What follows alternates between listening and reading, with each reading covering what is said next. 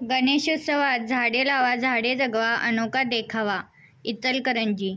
सामाजिक कार्यकर्ते श्री किरण राजेंद्र काकडे यांनी गणेश चतुर्थीनिमित्त पर्यावरण संवर्धनाचा महत्त्वपूर्ण संदेश देण्यासाठी आपल्या घरी झाडे लावा झाडे जगवा या संकल्पनेवर आधारित एक अनोखा देखावा साकारला आहे. गणेशोत्सवात पारंपरिक सजावटीबरोबर झाडे व रोपांचे आकर्षक दर्शन घडवत त्यांनी समाजामध्ये हरित संदेश पोहोचवण्याचा प्रयत्न केला आहे. या उपक्रमासाठी त्यांनी गणेश आगमनाच्या तब्बल 1 महिना आधीपासून नियोजन व तयारी केली होती. या अनोख्या देखाव्याविषयी बोलताना श्री काकडे म्हणाले, माझी एक इच्छा आहे, झाडे लावा झाडे जगवा. नगरसेवक, शासकीय अधिकारी तसेच सामाजिक कार्यकर्ते प्रत्यक्ष येऊन हा उपक्रम पाहतील, तेव्हाच या सामाजिक देखाव्याला खरी किंमत मिळेल. या उपक्रमाचे वैशिष्ट्य म्हणजे वायरलेस मराठीचे पत्रकार नितीन दबडे यांनी विशेष मुलाखत घेऊन त्यांचा सविस्तर वृत्तांत प्रसिद्ध केला आहे. आम्ही सजीव देखावा दाखवण्याचा प्रयत्न केलेला आहे.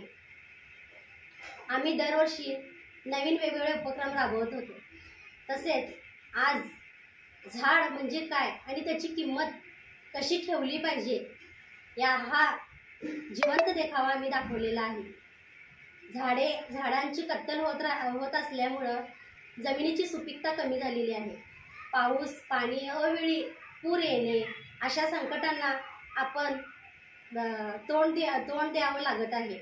म्हणून झाड लावणे हा खूप महत्त्वाचा आपल्या जीवनात खूप महत्त्वाचा भाग आहे. झाडांवर फुले, पक्षी, फळे सर्व येतात, पण आता झाड नसल्यामुळं त्यांचा निवारा, त्यांची घरं उद्ध्वस्त झालेली आहेत. म्हणून आम्ही झाड लावणं खूप महत्त्वाचं समजतो आणि तुम्हालाही एक घर एक झाड जरूर लावा ही विनंती करतो, मनापासून विनंती करतो. झाडे लावा आणि झाडे जगवा.